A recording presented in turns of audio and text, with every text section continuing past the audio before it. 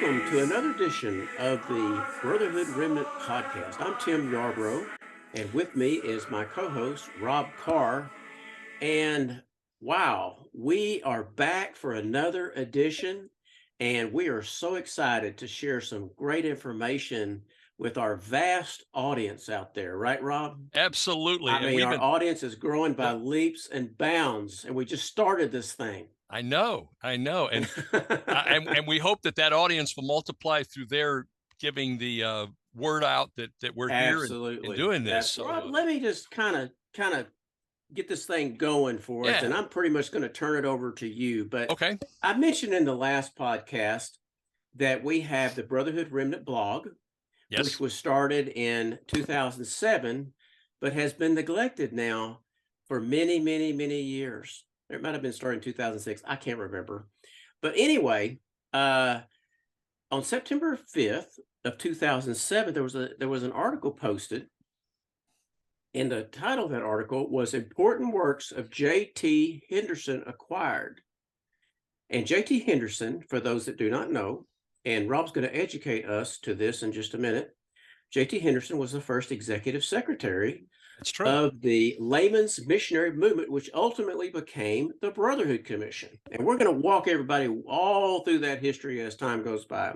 But I'm just going to kind of preface before I turn it over to Rob a little bit about what this article said. Miss Georgia Hayes, the longtime former secretary of the Brotherhood General Secretary J.T. Henderson, recently left a number of historic Brotherhood documents when she died.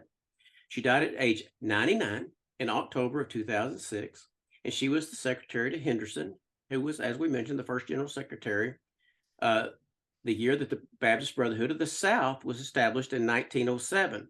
Henderson remained at that post until his retirement in July 1st, 1938. And during the time that she was secretary for 11 years, 1927 to 1938, she had collected several pieces of his writings during Yes. his leadership, kept them, and thus preserved his legacy. And I'm not going to read all the rest of this because Rob's going to go through this, but I guess Rob has acquired this stuff.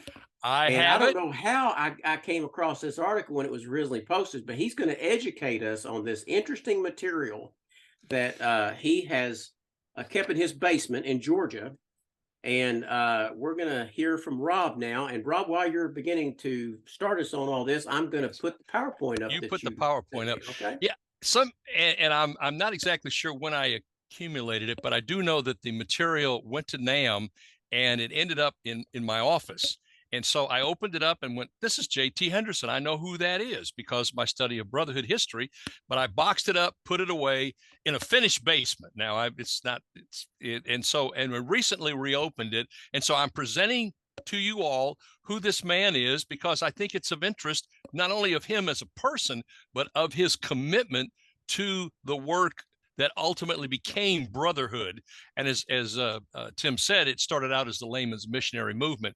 Now, on another podcast and several others, we're going to talk about the whole movement itself, but you're going to get a little snippets of it because J.T. Henderson, his personal commitment to this was very important. So let me give you some background that will help you on here. You'll see some dates on here. I hope you can read this. We're developing this as we go, and so your comments are always appreciated.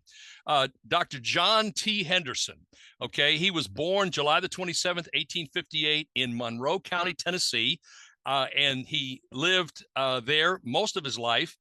He was educated, and you'll notice that in the sections there on the right hand side, he was educated at Carson Newman College in Tennessee, and he received the degrees of AB, AM. These are bachelor, masters, and then LLD. And then he attended Columbia University in Washington, D.C. Now, he got his degree was in mathematics, and that's important. Remember that mathematics was his area. So his work experience started following his graduation. And so from 1883 to 1883 to 1893, he was a professor of mathematics at Carson Newman, and then he went to president of the same college from 1893 to 1903. For the next 11 years, he was president of Virginia Intermont College in Bristol, Virginia. 1891 to 1902, he was president of the Tennessee Baptist Convention. And for 2 years, he was vice president of the Southern Baptist Convention. Then at 1907, he was president of the General Convention in Virginia. And at that time, they were moving towards the layman's missionary movement, which founded in 1907. And so what happened was, it wasn't until 1908 that they called Dr. Henderson, because they were still formulating what this was going to be. There was going to have to be convention activities on the formulation of this layman's missionary movement. And so in 1908, they called him to be the Brotherhood secretary. So you'll notice even though the Brotherhood work was founded in 07, he started in 08. And as Tim said, he was there for 30 years. He stayed there for 30 years. And that became very important. Okay, let's look at Rob, being vice president of the Southern Baptist Convention, he was a leader, obviously, in the Southern Baptist Convention. Oh, you bring up just some fly-by-night Baptist that became the executive secretary of the organization. Correct. He literally moved up the ranks, because if you look at this work experience, he had contacts with colleges. He was with the conventions and the SBC and a couple of the state conventions. So he had a working knowledge of how the SBC worked at that time, and his understanding because of the layman's missionary movement. And I'm very tempted to go back, but I won't. But because it has an emphasis on layman, I think you see, and by the way, do you notice something in here, Tim, as you look at these things? There's no pastoral experience. This is all layman activity. Yes, I saw that. Yeah. And so his layman background was paramount, I think, to him eventually becoming this in acquiring this role as the secretary and the first one there. So that's kind of what we've got here, and that kind of gives you a little bit of background on him. He was married and spent his whole life, until he passed away, with his wife. Now, his accomplishments. This is very important, because he hit the ground running. We don't have a lot of factual information about all the things that he did, but I guarantee you, at the time that he became the leader of the Brotherhood work, or the layman's missionary movement, he had to have been a prolific writer, because he had to write and communicate to churches and people and just the whole gamut of the Southern Baptist Convention. Most people in the national agencies had to be good writers. They had to be good communicators. They had to understand their role and what they were trying to do. And so he communicated to these 18 states at the time that the SBC was organized. And his job was just to stay in touch with the state conventions, the associations, the churches, and then the layman's leadership groups. So a lot of entry points for him in getting this layman emphasis going. You notice that he wrote 3 books, and I confirmed this with the SBC Encyclopedia from the 1960s that was published. But he wrote 3 books called Financing a Church, because remember his mathematics. He was talking about the idea that churches need a financial plan. And out of him, which again, I don't want to chase this too far, but out of this became what was called the unified church budget. And laymen were responsible for developing this, because he attracted businessmen who had an understanding of budgets and things like that, and churches needed to organize. Remember, this was on the cusp, or not on the cusp, but right before World War I started. But there were some economic growth going on at this particular time in the country, so they were finding opportunities for people to invest. And one of the places that he wanted laymen to invest in is their church. He also wrote The Office of Deacon, one of the early books on how to be a deacon in a Baptist church and its importance there. And so it became a very important teaching document. And then he wrote, which I think is fascinating, Tim, you would enjoy this, and all of our listeners, The Preacher from a Layman's Point of View. We don't always get that, because again, he was a layman. And he wasn't a critic of preachers, but he wanted to say, you need to listen to us, get our perspective as a leader in the church. You preach the gospel. We need you to do that. That's your understanding. But when it comes to running the church and leading the church, you need to listen to us and understand what we're doing. So these became educational tools, and these books were like study course books in the day, where laymen could pick these up. Pastors could pick these up to use that. So Well, I tell you what, the Deacon's Manual, I think it was used up through the 60s and maybe even the 70s. I yes, remember seeing it around. it was, and several people kind of built on his role of deacon, and he added things and kind of updated it and things as churches were moving forward, Yeah. through the decades. But he's got an early a role in this and a responsibility for it. And he was a deacon in his church, by the way. I forgot to mention that he was an ordained deacon and actively in his church. Yeah. So some more of his accomplishments, and I've got several things that I want to talk about because this is the heart of this. First of all, there's no question in my mind that J.T. Henderson had a heart for laymen. He believed in it. And I also want to say, Tim, which we'll have a discussion later on, the SBC had a heart for laymen. That's why they organized the layman's missionary movement. And so he challenged an educated layman to give sacrificially to the church and to the cause of missions. He understood that you can have a heart for missions and you can go, but if we're going to see the mission work advance, it's got to be funded. And so this was a time when funding for missions was predominantly Women's Missionary Union work and their origins, and they were very successful. But JT was saying, in essence, men, you make the money too, or you make the money in this time. You need to be giving too. Look at the ladies there. These women are sacrificing what they're given. You need to step up and do the same. And so he was telling them constantly. And so, as you noticed, a lot of his books were written to that respect of tithing. He also encouraged pastors and leaders to involve laymen in their churches and associations and conventions. This was an untapped resource. Again, we're dealing with a lot of agrarian. These were a lot of farmers at the time in these churches. The Baptist churches were small in these days. And so the laymen were out farming for the most part, but there were still some businessmen, and the cities were beginning to grow. But JT was saying, even if you're a farmer, you have a place in the church. Don't just see yourself as coming on Sundays only and getting a good message and then go back to your farming. You've got to be connected to your church, and you've got to find ways to make that time work for you. Not only your time, but also your talent, your money. And you have to remember, that was very important. This was a time when there was organization and mobilization needed to help build the convention and help it thrive, just like what you're talking about with the fundraising aspect of funding missions, right? Correct. And we had kind of moved into this time where there was a big debate about missions anyway. Would there be a unified effort for missions, or does just each church kind of do their own thing with missionaries, like a lot of denominations were doing at that time? And again, not to take too much time, but the issue was that a lot of the churches that fund missionaries personally, sometimes their money giving is good, sometimes it's not so good, and it impacts what the missionaries are trying to do. What I think JT was saying is that if men can be committed and then eventually work towards a way of doing this in an organized fashion.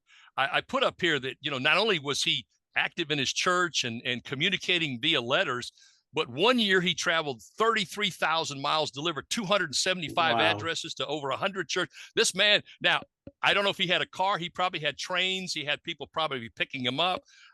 I'd like to think maybe he even rode a horse cart. I don't know.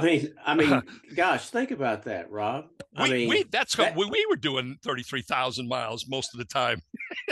And those were like when we were doing our Brotherhood work, a lot of those were like airline miles. Oh yeah, absolutely. Wow. Yeah. And then he would do like a lot of people. He'd go and they preach on a Sunday or teach, and then he'd be back, back at his the headquarters there at that time was in Nashville, by the way, when he was there.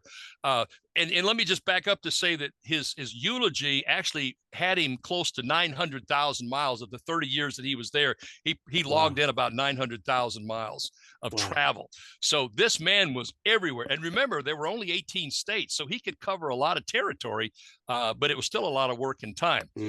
He also promoted what was called the $75 million campaign. Again, this is another subject that we'll delve into at another time.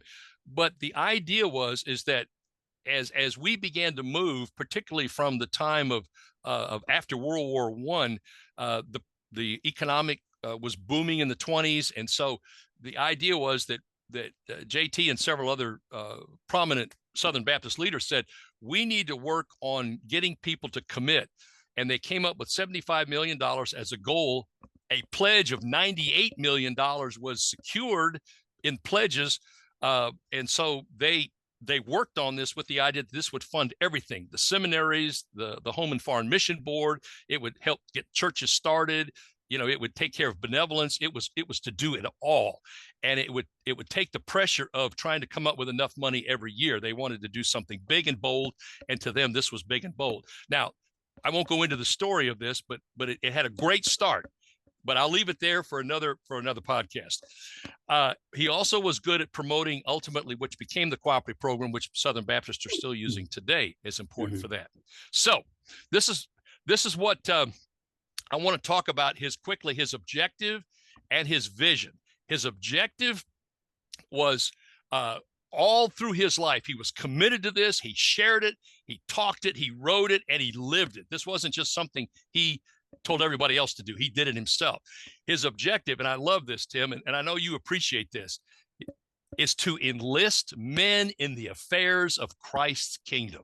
Amen. Man, I can get an amen on that one. And I know Right. A lot of people go, yes, this is what we need to do. We have got to enlist them. We've got to find out where they are, go where they are, enlist them, train them, and turn them loose. I'll say this: since 2002, I won't get into some backstories, but since 2002, when we began to redevelop the Baptist faith and message, that many people, particularly the laymen, began to see that there seemed to be less of an emphasis, let me just put it that way, on trying to enlist men in the affairs of Christ's kingdom. Now, he came up with 6 action plans, and I want to, before I get into the 6 action plans, I want to read you this paragraph about how this enlistment, because it's beautifully written. This man he could write very well. So this is what I want to show you this what this objective is. It is a systematic effort on the part of those laymen who have a constraining vision to bring the great mass of laymen face to face with their religious obligation. It is an appeal to laymen from the standpoint of laymen. It urges businessmen to pray daily, study diligently, plan wisely, serve zealously, and give generously, that the kingdom of Christ may prosper. That's a powerful objective. That's another amen. I mean, yeah. And that, I want to say this one more time. It's an appeal to laymen from the standpoint of laymen. JT Henderson got it right. He nailed it. And I think he was the one, because of that, he was able to, the churches were able to say, this is important. And layman, I'm sure, said, he understands. He understands. Okay. He's one of us. He's one of us. And we can, because he practices what he talks, we're willing to do that too. In developing the organization of Brotherhood, and I'm going to show you, don't change the slide yet, but okay, there'll be a slide change, and you'll see some of these pamphlets that he did. This came out of one of his pamphlets on the organization and purpose of Brotherhood, when it moved from the layman's missionary movement to the Baptist Brotherhood of the South, which Tim mentioned in that introduction. So here are the 6 action plans. Some of these you'll understand, some of them we'll save for another day because they were specific to the time. Okay. Number 1, this is what laymen working with laymen are to do. Develop adequate pastoral support, including a pastor's home. I like that idea. Okay. Remember, they're thinking financially. Okay. That's right. So adequate pastoral support. Not only, give him a good wage, give him a good working wage so he doesn't have to be bivocational, which is nothing wrong with that. But we also know bivocational pastors don't have the always the freedom, to move about. Get him a good home. So is this where the parsonage began? It could be. It could be the place where the churches began to say, well, maybe what we need to do is take that extra load off the pastors and have a parsonage. Yeah, absolutely. Yeah. Number 2, laymen should conduct a campaign to secure better church attendance on the part of men. Churchmanship, the idea that men need to go to church. Again, Tim, not to repeat myself, but men kind of saw that as woman's work. Going to church was woman's work. My job is to be on the farm or, working. In those days, they only had one day off, and it might have been Sunday if that. And so their idea was, Sunday's my free day. I'm just going to relax. Well, JT said, you need to be as church, just like your wife, your mother, your daughters, you need to go to church too. So get them into church, get them into attendance. Number 3, continue to stress Christian stewardship and organize stewardship bands in every church. We want to have groups of men who are committed to help communicate the good news of what stewardship can do, not only for the church, but for the convention.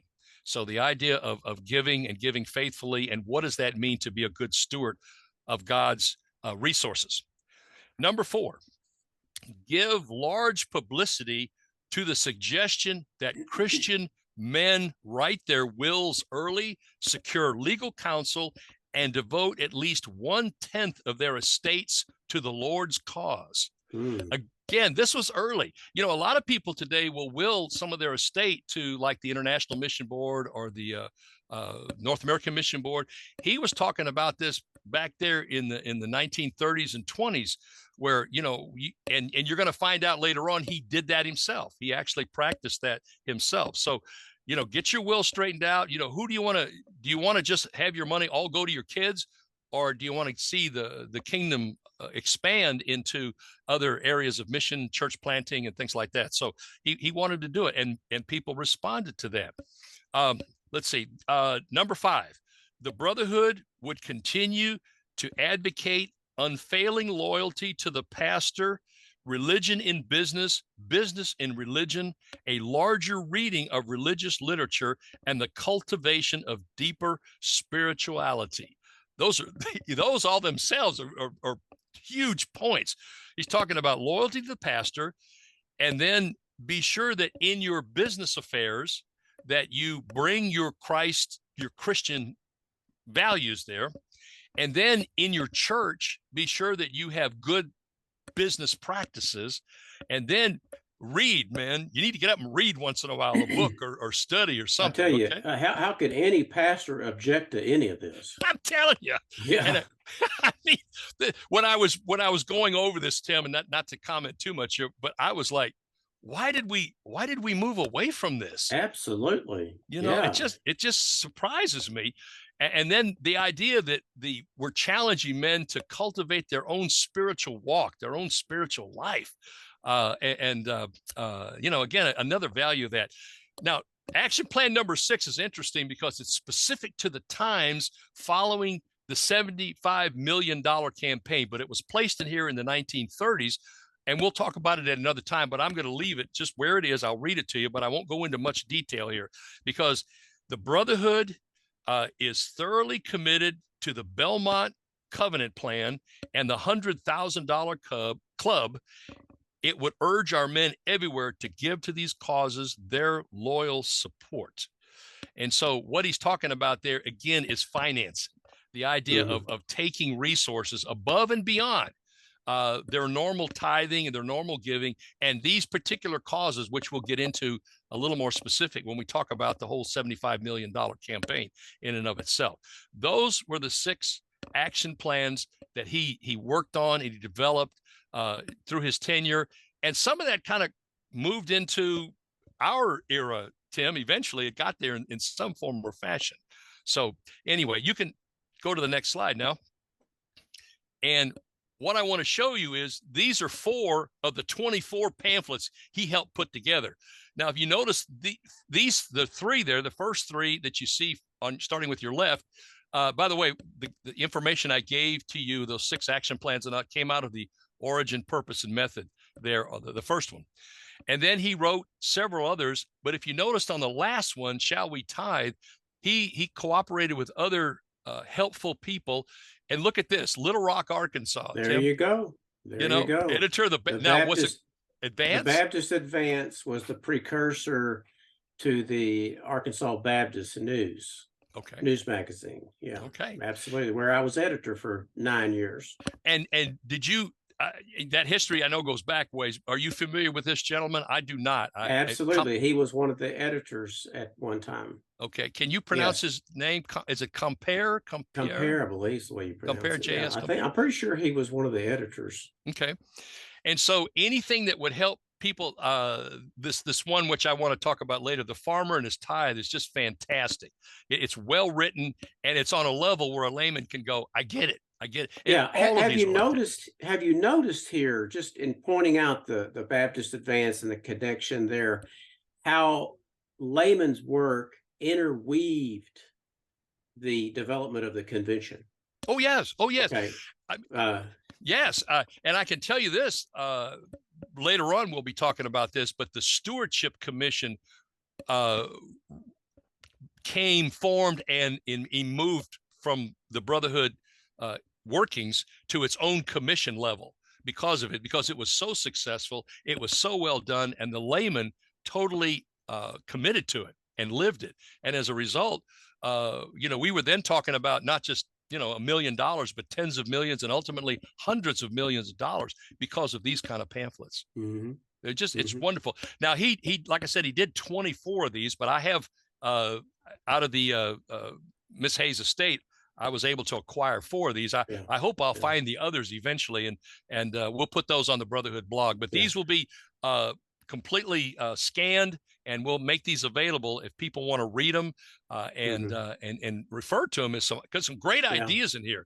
These are not. And what we'll do, we'll also make Rob's PowerPoint available on our blog, where you can view it or download it, along with his paper that he put together related to J.T. Henderson's vision.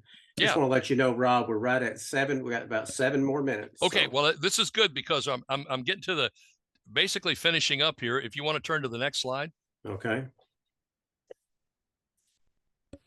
Okay. Let me just say real quickly about this. This was JT's. He's the bottom picture here, but they are basically acknowledging the fact that J.T. Henderson started with the Brotherhood. He got it up to 100,000 members by 1938. This was, I believe, this was October 2nd of 37, so a year before he retired or resigned from the work. And these are key men that were helping the tithing campaign. And so at the end of all of this, even though it was a missionary movement and he did support missions and he encouraged men to be on mission as volunteers, his time at this era was about the whole idea of getting men to be good stewards. And so that was going to become his legacy. He was constantly calling on people to be new tithers. And so this article I have, again, it came out of the estate. You show some of that, and you'll be able to read that, as we'll have that available also. But it's just fascinating how you can, that these laymen did this for that. Mm-hmm. Okay, I think we're down to one more slide, maybe. I think. No, okay. This one, again, this was done to show you that he was a man that walked the walk and he talked the talk. But if you noticed now there's a little, what you call it, a eulogy of his life. And this was done in 1954, right after his wife passed away. But I want you to look at the right side of this, because it says Baptist causes benefited by the estate of J.T. Henderson. And again, you'll have time to read this later, but you notice that he not only encouraged people to put into their wills giving to missions, after the family's gone, he and his wife, he did that. And he gave $48,000 of his estate, which was about half from what I was gathering up to these causes. And so it's just amazing how he did that. Interesting to know how much $48,000 would equate to today in today's dollars. Yeah, 1954. I know my dad made $90 a week, so Yeah, in the yeah. 50s. So that's quite a bit of money. That's probably four or Mhm. 500. That's probably $500,000. I I'd would say. think so. Yeah. Yes. Well, anyway, let me get to the last slide because I do want to read something that you did that from Miss Hayes, and I want to do this also, which she put in that article that I just showed you in the previous slide. But I just wanted to read this to you as you look at this. This is from Georgia, Miss Georgia Hayes, his secretary. Dr. Henderson was a quiet man who wanted no praise for himself. I well recall his wonderful assistance to me in the pastorate on the visits that he made on pastorate in the pastorate on the visits he made. He stirred the membership of the church, both in precept and example, to be faithful stewards of their substance and of themselves. Dr. Henderson was the first secretary of the Baptist Brotherhood of the South. He served 31 years until his retirement at the age of 80 in 1938. Someone who has worked with him for 11 years has paid his tribute. I have never known a more genuine Christian who practiced what he taught. Now, I mentioned in there that he pastored, but he wasn't a pastor, but he did pastoral things like when he went to visit you. And so, but he remained a deacon, and deacons could have pastoral responsibilities also, not on a level of a pastor, but so if you, as you read that, as you heard me read it, you might have said, I thought he wasn't a pastor. He wasn't. He was a deacon at his church there in, I believe it was in Nashville. I may be wrong, but that's where he was. This man was amazing. Just a little bit of brochures and things I picked up. I really appreciated what he did. And I think he got Brotherhood on the right footing myself. Tim, your thoughts or comments? Well, it's just amazing to see someone like this, that God obviously put a call on his life and did so much to grow, to help the Southern Baptist Convention grow into what it ultimately became. And of course, the layman's work, what it ultimately became, which I think was very transformative of the Southern Baptist Convention. I mean, we always say that it wasn't for the women raising the money, there wouldn't be a Southern Baptist Convention. But it sounds like J.T. Henderson kind of took it to the next level among men. Yes. And of course, Brotherhood, that's why we're doing this podcast, to make sure that this legacy of the great work that's been done by people like J.T. Henderson is not lost to the dustbin of history. And I really appreciate your research that you've done. We've got about 2 minutes left. Would you like to say maybe a little summary of what you found, and then we'll wrap this thing up? Exactly. Tim, I would like to just say, here's the challenge. And I think Tim and I would both agree on this. And that is, as you consider these things, what is your place in what can be done for the future? This isn't just something that happens in the past. This is something that can be equally as current today. Who's going to be challenged to step up and say, I want to speak from a layman's perspective to layman? And if you can do that, I think you'll have the ear of layman for the kingdom of God, the cause of Christ, and for the mission that needs to be done. And if you're willing to do that, if you're willing to step up like J.T. Henderson, I think there could be a future out there. Well said. Well said, Rob. Well, we'll need to wrap this up. Yep. And once again, I'll just say, please visit our blog. It is brotherhoodremnant.blogspot.com. Of course, we're on YouTube, and we'll be sending out, I know Rob's got a list of Brotherhood people and other friends of Brotherhood that he's going to be sending this out. So please like, subscribe, and we'll see you next time on another edition of the Brotherhood Remnant.